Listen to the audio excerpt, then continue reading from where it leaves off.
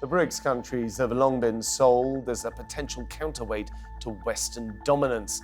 Now, with Brazil, Russia, India, China, and South Africa looking to throw open the doors of their exclusive club to new members, could it become a genuine global rival?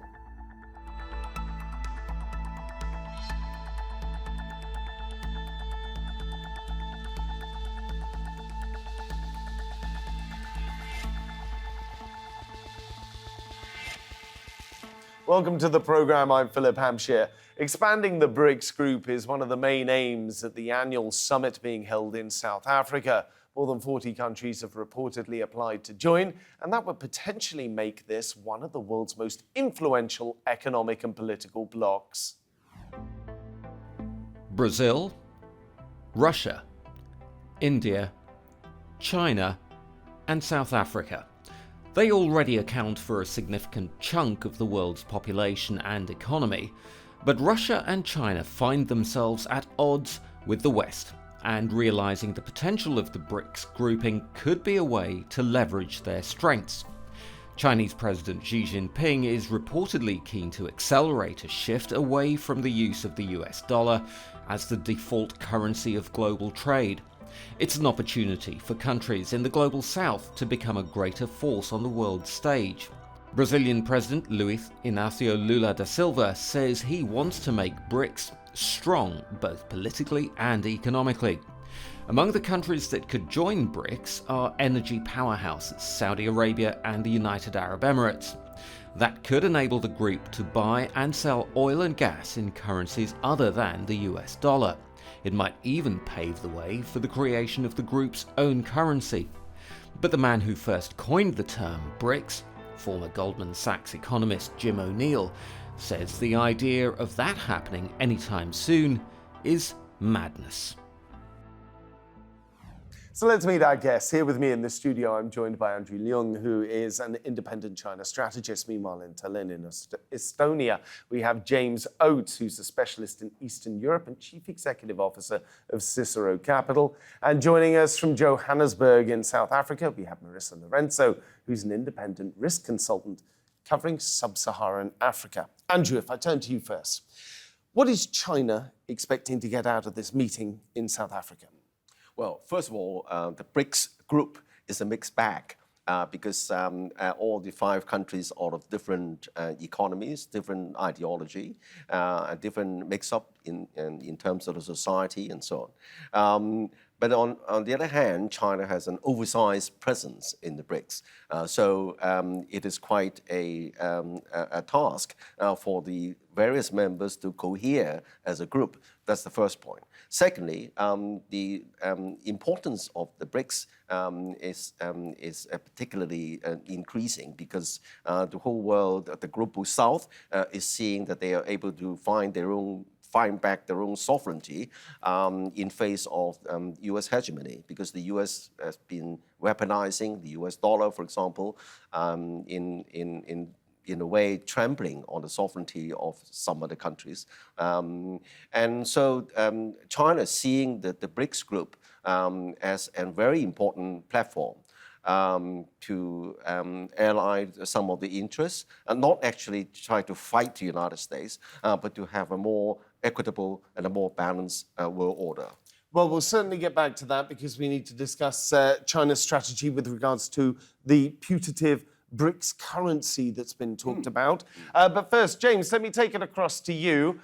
What are the Russians hoping to get out of the conference in South Africa, given that Vladimir Putin can't even attend it in person?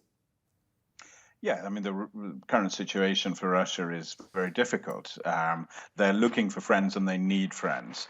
They're under pressure economically. They are facing some real geopolitical stress. It's interesting that Lavrov, who is the foreign minister who's basically deputing for Vladimir Putin, he knows all of the people in the room, and by and large he's got on with them. And I think that's going to be important in trying to convey a more moderate view from Russia. But there's no doubt that friends is what they need, and they'll be working to expand their friendship circle as much as they possibly can. Marisa, where does South Africa fit into all of this? Because often when we look at Brazil, Russia, India, China, South Africa, people often look at the S at the end of Brics and say, well, South Africa stands apart from the others. It's a much smaller economy than the other players in this. What's its role at this conference? Well, South Africa does serve an important link because we can't talk about the global south without including Africa. And South Africa effectively is the gateway to the rest of the region in terms of its BRICS membership. But what South Africa will be looking to do at this particular BRICS summit is to balance different foreign interests.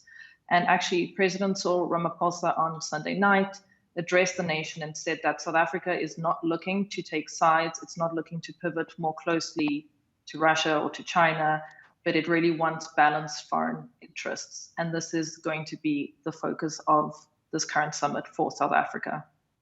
Andrew, let's charge straight into what you mentioned earlier about the United States and its position in the globe right now. There is a reason why Vladimir Putin is not able to attend this conference in South Africa, and that is in part the International Criminal Court injunction that there is. But South Africa could certainly have said, well, Putin can still come, we'll give him diplomatic immunity. But pressure from the United States was so intense, the South Africans said, look, just attend virtually, please.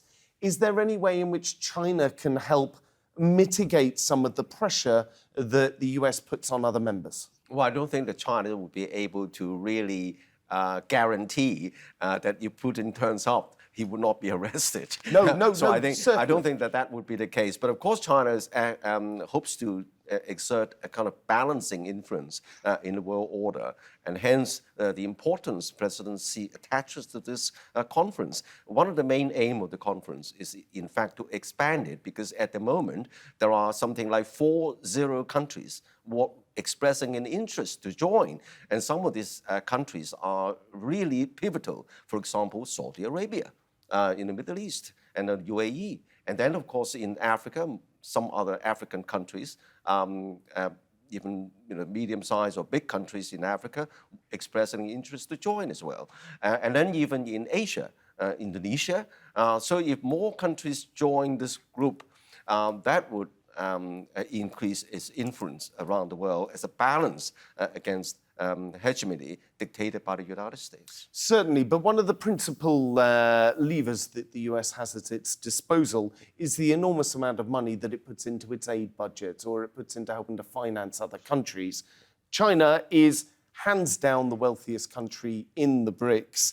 Do you think that China will, perhaps not right now, but at some stage in the future, look to say, well, perhaps we will start filling some of this aid vacuum if the US starts pressuring other countries? Well, in fact, the United States' strength is not the amount of money in these countries, but rather the dominance of the US dollar. Because then whenever you do trade between two countries, even the United States is not directly involved in this trade relationship. You've got to use the dollar because there is no other currency with the same kind of dominance. There is no way that even the renminbi could be able to catch up with that sort of dominance.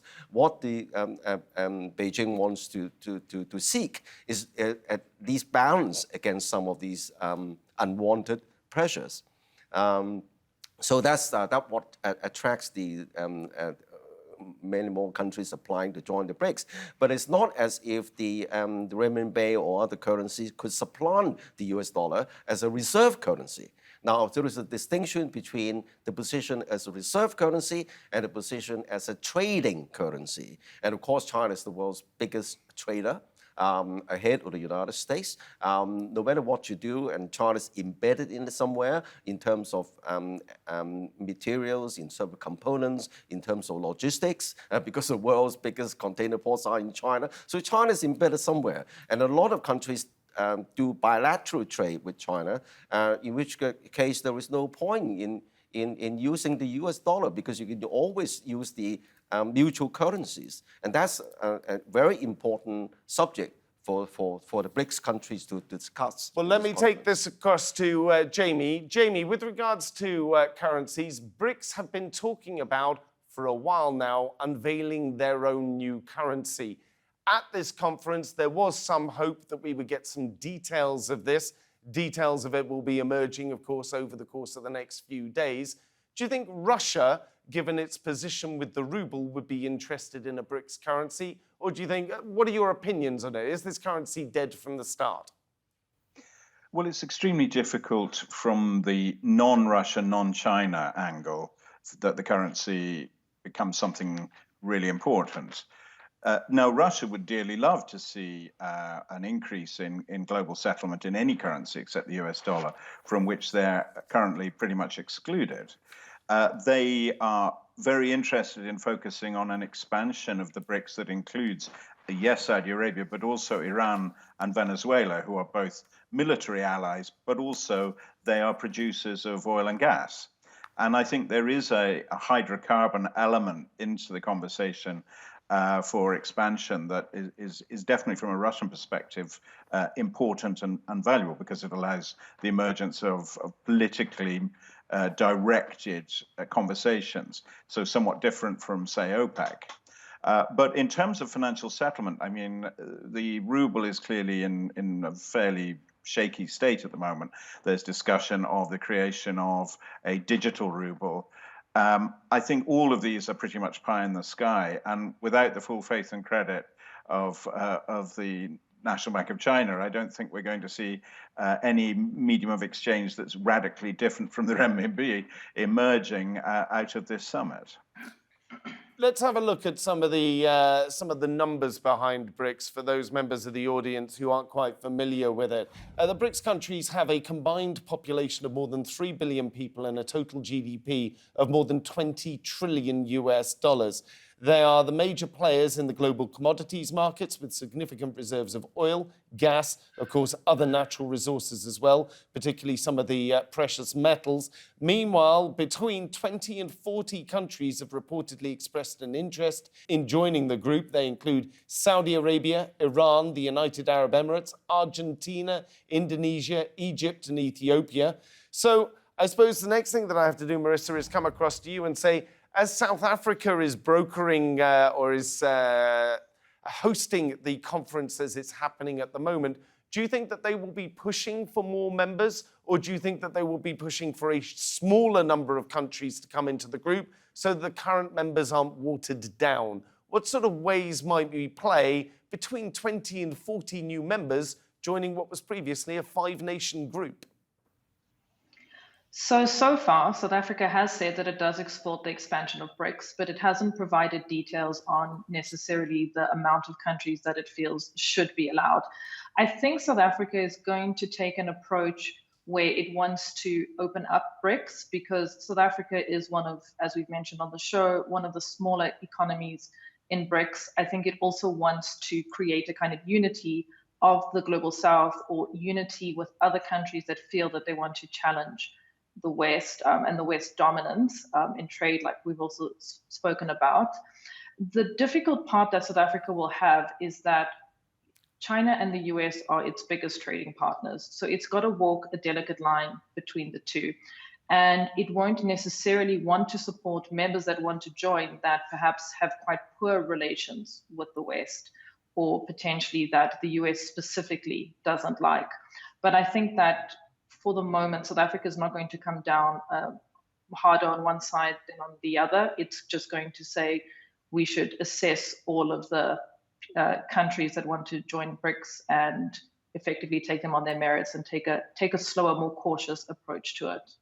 Andrew, Marisa's point there, how does China feel about new countries joining in the BRICS? Do you think they would want to say, yes, we'll expand it from 5 by letting in another 10 countries and then be very selective about who they pick? Or do you think China's like, no, we should open this up to everyone, all 40 countries, all come in at once? What do you think might be the vetting process from China's side of things? Of course, from Beijing's viewpoint, the bigger the BRICS membership, the more influence it would have. But however, there are real politics involved in this. There's a difficulty. If you have more people in, there's more chance for discord. Well, apart from that, there's also a dilution of the influence of the existing members. So countries like India is not represented in this debate, but India is, of course, is a big economy, and India is not exactly an ally with China. And India, of course, has its own calculations. But on the other hand, no countries in the BRICS group want to oppose the other group of South countries from joining because they don't want to spoil, to be a spoiler in this game. So I think that it's quite possible that there would be a consensus to welcome some members, but exactly in what capacity is still to be seen. Because you look at the other grouping in these Central European countries, the Shanghai Cooperation Organization, there are different layers of membership. Some are observer members, some are permanent members, and so on and so forth. So that could be a possibility. But I think that there is no doubt a movement towards increasing the membership. And it's not a fixed watertight group because all countries are different sizes and different shapes and different national interests. So I think all these have got to be managed. James, what do you think Russia might want to see in terms of new members to the group? A lot of these countries that are on this list of sort of 20 to 40 potential new members fill a similar kind of niche to Russia. They're generally resources-rich countries rather than countries more up the value chain like China. Is that going to be competition for them and they don't want them in? Or do they want everyone in because they want more friends right now? Well, they've got to walk a tightrope because there's some very obvious problems with a country like Nigeria, which would, I think, be very close to the top of South Africa's list of countries they would like in. And yet, Nigeria is the headquarters of ECOWAS, and ECOWAS is actively considering a military intervention against the coup in Niger, which has been, shall we say, inspired by Russian forces. So clearly, within the ECOWAS territory, we have Russian involvement in Burkina Faso and Mali and Niger, and in the previous coup in Guinea as well. So from a Russian perspective, at one level, Nigeria could be a problem and a headache for them. But I think their calculation would be, well, look, at least we can talk about this, and just possibly we can cut a deal over Niger, for example, which will avoid Nigeria having to do what they don't really want to do, which is send troops to the Nigerian capital, and kind of take the pressure off. So I think from the perspective of Russia's diplomatic efforts in a kind of sub-regional area, they, even with countries that they have some issues with, they would probably rather that they join than they didn't join. And as I say, with Iran, and with Saudi Arabia, with Venezuela, all of these countries have close and powerful relationships and friendly relationships in the case of Iran and Venezuela. And from a Russian perspective, that's got to be good news. It will help, from their view, shape the new BRICS organization into something that is explicitly, if not hostile, then certainly not positive towards American hegemony, which Andrew identifies as a foreign policy goal for China. Marisa, for South Africa, how do you think they will feel about countries like Nigeria joining in?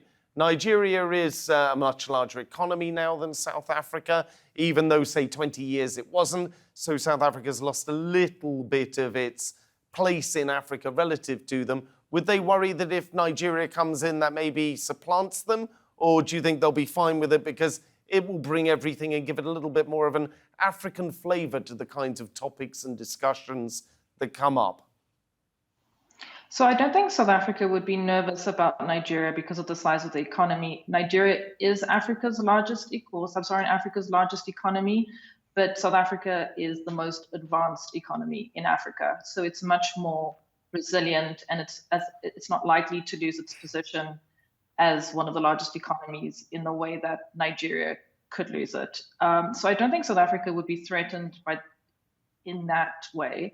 But I think certainly South Africa does benefit from being the only African country there, and Nigeria is probably the one that gives it one of the largest challenges to its dominance. just because of its position within West Africa, also its position as one of Africa's largest oil producers. But for me, countries like the DRC and Ethiopia wanting to join present more of a conundrum.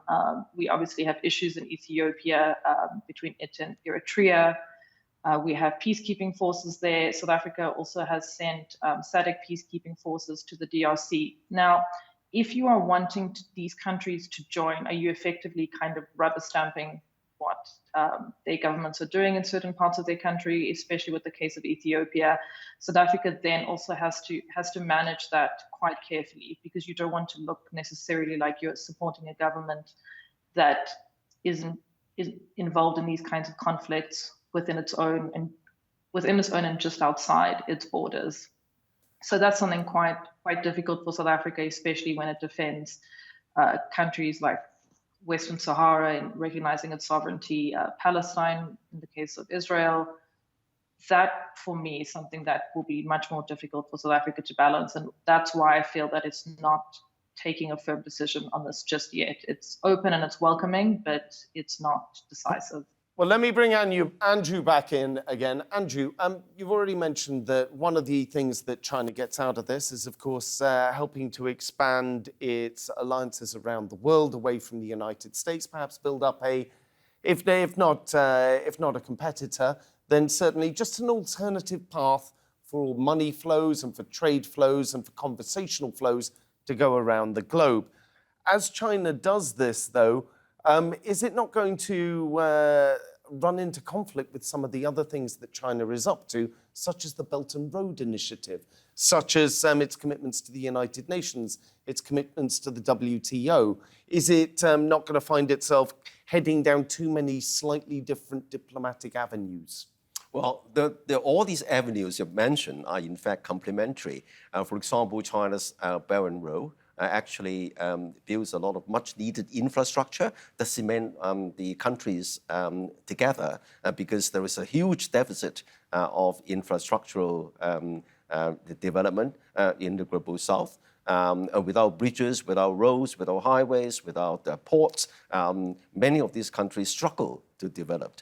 And then we talk about the United Nations and the Charter.